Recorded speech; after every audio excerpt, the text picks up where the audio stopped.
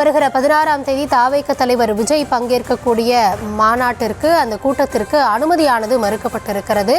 ஈரோட்டில் விஜயினுடைய கூட்டத்திற்கு தனியாரிடம் இடம் கேட்கப்பட்டிருந்தது. இந்த நிலையில் காவல்துறை அதற்கு மறுப்பு தெரிவித்திருக்கிறார்கள். பவளத்தான்பாளையம் அருகே தாவேக நிர்வாகிகளுடன் செங்கோட்டையன் ஆலோசனையில் ஈடுபட்டிருப்பதாகவும் கூறப்படுகிறது. முன்னதாகவே மாவட்ட ஆட்சியரிடம் இது தொடர்பான அனுமதிக்கான மனு அளிக்கப்பட்டிருந்தது. தற்பொழுது காவல்துறை தரப்பில் அதற்கு மறுப்பு தெரிவிக்கப்பட்டிருப்பதாக கூறப்படுகிறது. விரிவான விவரங்களோடு இணைகிறார் எம்முடைய செய்தியாளர் ரஞ்சித். ஈரோட்டில் கூட்டம் நடைபெறும், அதற்காக மாவட்ட ஆட்சியரை சந்தித்து செங்கோட்டையின் தலைமையிலான தாவேகாவினர் மனு அளித்திருந்தாங்க. தற்பொழுது என்னென்ன காரணங்களை குறிப்பிட்டு காவல்துறை தரப்புல மறுப்பு தெரிவிக்கப்பட்டிருக்கு?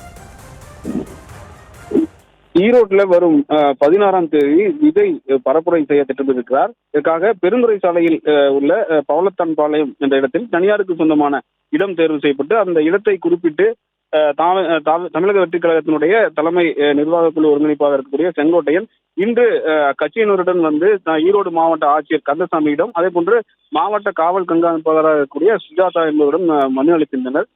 தொடர்ந்து தற்பொழுது மாவட்ட காவல் கண்காணிப்பாளர் உள்ளிட்ட பலரும் இந்த பவளத்தான்பாளையம் அருகே இருக்கக்கூடிய இடத்தை, தனியாருக்கு சொந்தமான இடத்தை பார்வையிட்டு ஆய்வு செய்திருந்தனர். இந்த நிலையில் அந்த இடத்தில் போதிய அளவு வசதிகள் இல்லாததால் அந்த இடத்தில் அனுமதி வழங்க இயலாது என காவல்துறை தரப்பில் தகவல் தெரிவிக்கப்பட்டிருக்கிறது.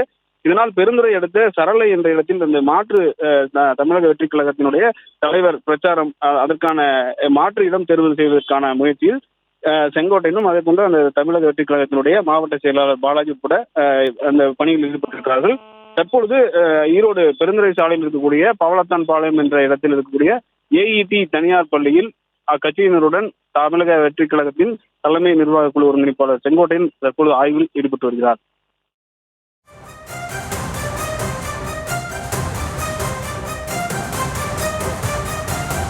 விவரங்களுக்கு நன்றி ரஞ்சித்.